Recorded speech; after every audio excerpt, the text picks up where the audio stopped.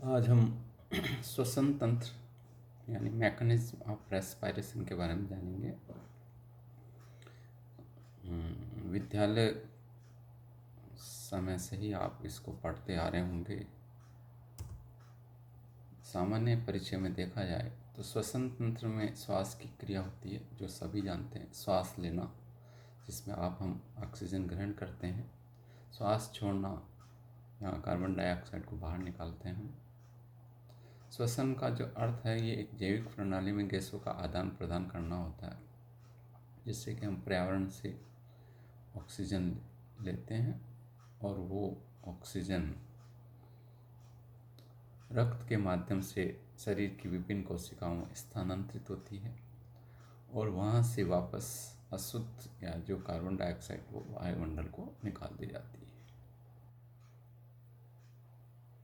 सांस लेने की जो ये प्रक्रिया होती है, इसमें मांसपेशियाँ जो काम करती है, इसमें मुख्य जो वक्षकुहर या छाती, उसका जो वॉल्यूम बढ़ता रहता है और ये सारा काम संकुचन और विश्राम से होता है। डायफ्राम और इंटरकोस्टल मांसपेशियों के संकुचन से हम श्वास लेते हैं और जब ये विश्राम करती है तब श्वास छोड़ते हैं।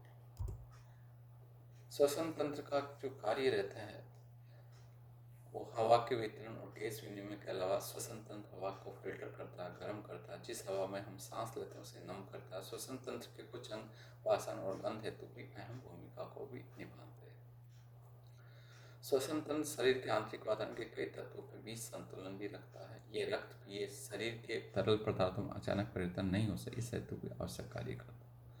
श्वसन अंग ऑक्सीजन और कार्बन डाइऑक्साइड प्रसार के लिए अधिकतम सतह क्षेत्र प्रदान तो करते ही हैं। ये तो इस प्रकार ये मुख्य कार्य है। श्वसन तंत्र की एनाटॉमी या प्रमुख क्षेत्र और विभाजन को देखा जाए तो कार्यात्मक रूप से श्वसन प्रणाली को एक संवाहक क्षेत्र और एक श्वसन क्षेत्र में हम अलग कर सकते। संवाहक क्षेत्र मतलब कंडक्टिंग जोन में, जिसमें नाक, ग्रसनी, स्वरयंत्र, श्वास नली, ब्रोंकाई, ब्रोंकियल्स आते हैं।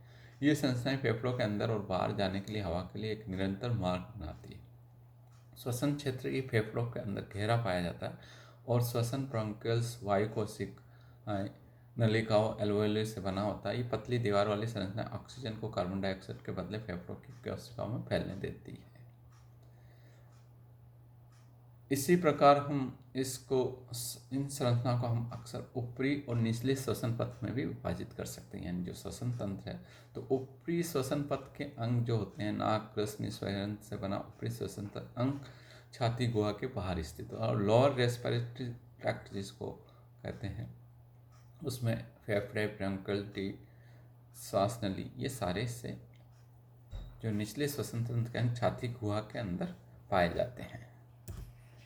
ये एक रेस्पिरेटरी सिस्टम यहाँ दिखाया गया है, जिसमें पूरा बाहरी और ऊपरी और निचला श्वसन तंत्र दिखाया गया है, जहाँ आपकी नॉस्ट्रिल से होते हुए, नेसल कैविटी से होते हुए जो हम सांस लेते हैं वो फारिंग्स, लैरिंग्स, ट्रैकिया से होते हुए फेफड़ों तक जाती है, जहाँ पे उसका शुद्धिकरण होता है और रक्त कोशिकाओं के माध्यम से ऑक्सीजन शरीर को मिलती है और वहाँ से वापस कार्बन डाइऑक्साइड जो आती है उसको वापस हम बाहर निकालते हैं। ये ब्रोंकियल्स एंड एल्वेओली का जो फेफड़े है उसका आंतरिक चित्र है। यहाँ पे bronchioles, pulmonary venule, respiratory bronchioles, capillaries, alveoli, sacs यानी इसके पेट्स, और ये पूरा नेटवर्क डायग्राम।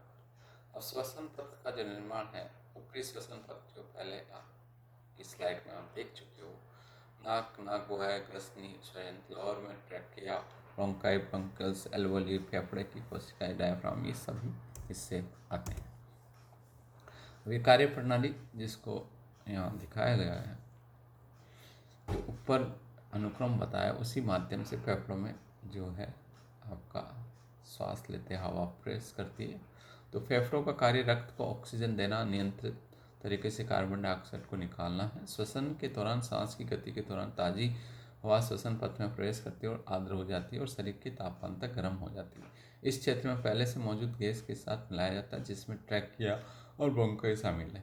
ये गैस फिर गैस के साथ मिश्रित होती है और एल्वियोली के रूप में ये फेफड़ों की दीवार के एक छोटी थैली में प्रवेश करता है। ऑक्सीजन एल्वियोली से फुफ्फुसीय कोशिका रक्त की आपूर्ति में फैलता है, जहाँ कार्बन डाइऑक्साइड रक्त में एल्वियोली में फैलता है, जहाँ ऑक्सीजन और कार्बन डाइऑक्साइड का आदान प्रदान होता है। फेफड़े, जो कि आप सभी जानते हैं, क्लोजदार गुहा में स्थित थैले होते हैं जिन्हें थोरैक्स कहा जाता है। दाएं फेफड़े में 3 लोब यानी ऊपरी, मध्य और निचला होता है और बाएं फेफड़े में 2 लोब होते हैं। स्वर यंत्र में मुख्य राग होते हैं जो श्वसन नली के माध्यम से ब्रोंकाई से जुड़े होते हैं। एक एपिग्लोटिस वाल्व लैरिंक्स के ऊपर मौजूद होता है, जो जब भी कोई व्यक्ति भोजन या तरल पदार्थ देता है तो अपने आप बंद हो जाता है। पेट की ओर जाने वाली ट्यूब को निर्देशित करता है, लैरिंक्स और ट्रेकिया में अनुमति नहीं देता है। डायफ्राम एक विशेष गुंबद या घंटी के आकार की मांसपेशी है जो वक्ष गुहा के नीचे स्थित होती है। जब इस डायफ्राम को संकुचित किया जाता है तो फेफड़ों को बड़ा करने के लिए नीचे की ओर खींचता है और फेफड़े बढ़ते हैं। इस कारण इसमें नकारात्मक दबाव पड़ता है और थोरैक्स। यदि वक्ष एक बंद कक्ष है तो केवल बाहर की तरफ खुलना फेफड़ों के अंदर से है, तो नकारात्मक दबाव फेफड़ों में प्रवेश करने से परिलक्षित होता है। जब डायफ्राम ऊपर चला जाता है तो फेफड़े की हवा सिकुड़ जाती है और सकारात्मक दबाव उत्पन्न होता है और एकत्रित CO2 यानी कार्बन डाइऑक्साइड श्वसन पथ से बाहर आने के लिए मजबूर होता है। इस तरह से सांस अंदर और बाहर की प्रक्रिया यहाँ पे होती है। अब थोड़ा सा हम और जानकारी ले लें कि रेस्पिरेटरी डिसऑर्डर्स, जो आपकी कॉमन लंग्स होते हैं उसमें कौन कौन सी डिजीज़, जैसे अस्थमा, ये एक कॉमन क्रोनिक लंग कंडीशन के कारण अस्थमा होता है और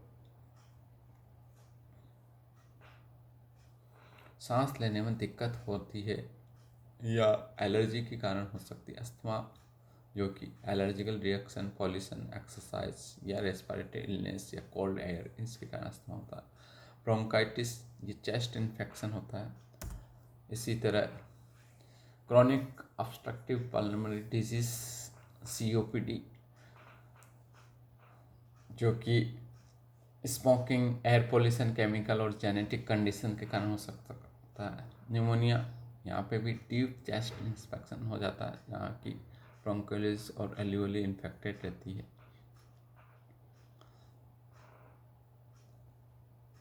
ट्यूबरक्लोसिस, जो बैक्टीरियल इन्फेक्शन है जिससे चेस्ट, और वर्तमान में आप रेस्पिरेटरी सिस्टम से देखा जाए तो severe acute respiratory syndrome, corona virus 2, SARS या कोविड-19 जिसको बोला जाए, इस पैंडेमिक से पूरी दुनिया ग्रसित हो रही है। तो ये एक इलनेस है, वो रेस्पिरेटरी सिस्टम से संबंधित है। So COVID which is a respiratory illness caused by the severe acute respiratory syndrome corona virus 2 SARS-CoV-2, ये वुहान, चाइना 2019 में आइडेंटिफाई की गई थी। इसकी एक सामान्य जानकारी यहाँ दे रहे हैं हम। जो WHO है उसने इसको पैंडेमिक को डिक्लेयर किया 30 जनवरी को, और आज पूरा विश्व इससे ग्रसित है।